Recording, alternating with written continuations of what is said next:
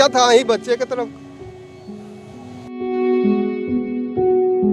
वो घर का सबसे छोटा था, बच्चे जैसा ही तो था।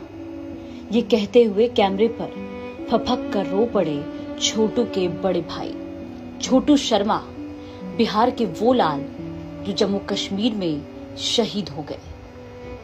श्रीनगर के गांदरबल के बांदीपुरा में ड्यूटी के दौरान शहीद हुए सारण के लाल छोटू शर्मा राष्ट्रीय राइफल 24 में तैनात थे। 3 महीने पहले ही शादी हुई थी।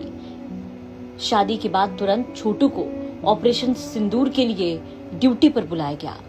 अपनी नई नवेली दुल्हन को छोड़कर छोटू सीधा ड्यूटी पर लौट गए। घर वालों को उम्मीद थी कि 7 सितंबर तक छोटू फिर से छुट्टियों पर घर आएगा, एक बार फिर से घर का माहौल बदलेगा और अपने लाल को लोग कई महीनों के बाद आंखों के सामने देख पाएंगे। लेकिन ऐसा कुछ भी नहीं हुआ।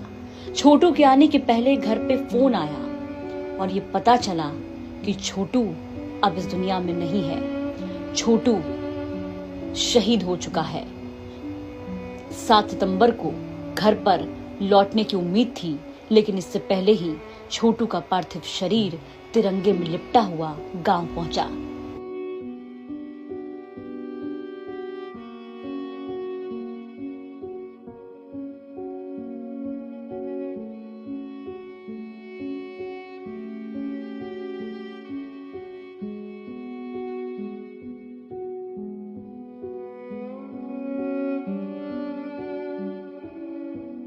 छोटू के सबसे बड़े भाई राजेश कुमार ने बताया कि उनकी बात शनिवार की शाम हुई थी और खबर मिली कि छोटू को गोली लग गई। उसी के 10 मिनट बाद खबर आई कि छोटू नहीं रहे। वो मुझसे 20 साल छोटा था, मेरे बच्चे की तरह था, बल्कि मेरा बच्चा ही था। ये कहते हुए छोटू के बड़े भाई की आंखों में आंसू भर आए और बड़े भाई फपक फपक कर रोने लगे। हमको शनिवार को 4:30 बजे जानकारी हुई कि आपके भाई को गोली लग गया है। 10 मिनट 15 मिनट वेट किए, उसके बाद फिर फोन आया कि हाँ छोटू नहीं रहे, अपने हम शहीद हो गए, अपने हम जान रहे हैं। श्रीनगर में था सर। शादी तो अभी 5 मई को हुई थी। 10 दिन बाद। हाँ 10 दिन बाद। हाँ नहीं, हमसे बहुत छोटा, हम तो बात बोलिए थे। नहीं, हमसे बात नहीं होता था। हमारे छोटे भाई सब लोग से बात होता था। हम जरूरी पड़ता था तब ना हम बात करेंगे, ये सब लोग से बात होता था। 20 बरस छोटा था। हाँ बच्चा था ही बच्चे की तरफ। छोटू शर्मा के दोस्तों ने बताया कि उनका सपना था और साथ ही उन्होंने प्रण लिया था कि जब तक उनका घर नहीं बन जाता तब तक वो घर नहीं आएंगे।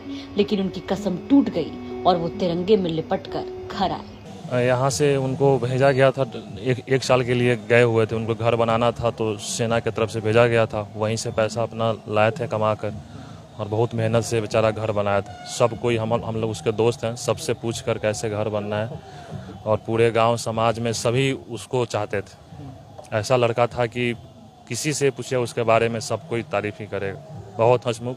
आने से 5-6 दिन पहले ही बात हुआ था कि हम आ रहे हैं दुर्गा पूजा में। उसके बाद उसका ट्रांसफ़र कहीं होने वाला था, तो ये सब बात हुई थी। अच्छा, इस तरह की स्थिति उत्पन्न हो गई, क्या मामला रहा है? किस तरह की? हम लोगों को तभी जानकारी यही मिला है कि सेना की तरफ से आया था कि वहाँ पे कुछ हुआ और बॉडी लेके आए हुए हैं। उसके बाद से हम लोग बस घर पे यही बात चला। जब गांव आते थे तो किस तरह से लोगों से बात करते? बहुत जहाँ से आते थे सभी गांव, जहाँ भी गांव, स्टार्टिंग से ही सभी को जानता था कि हाँ छोटू कुमार आ रहे हैं। हम लोग के साथ घूमना फिरना, सब चीज़, बैठना खाना पीना सब होता था। अभी आने ही वाले थे। 10 दिन के बाद बात हुई थी कि हम आ रहे हैं, सब कोई रहना साथ में। छोटू ने घर बनाने के लिए रुपयों की कमी को पूरा करने के लिए युगांडा में भी भारत सरकार द्वारा भेजी गई सेना में सैनिक के रूप में अपना योगदान दिया। चूंकि विदेश में ड्यूटी करने के दौरान ज्यादा भत्ते और सैलरी मिलती है, जिससे उनको अपना मकान बनाने में हो रही आर्थिक कठिनाई दूर हो सके, इसलिए छोटू वहां भी पहुंचे थे। हर सपना छोटू का अधूरा ही रह गया।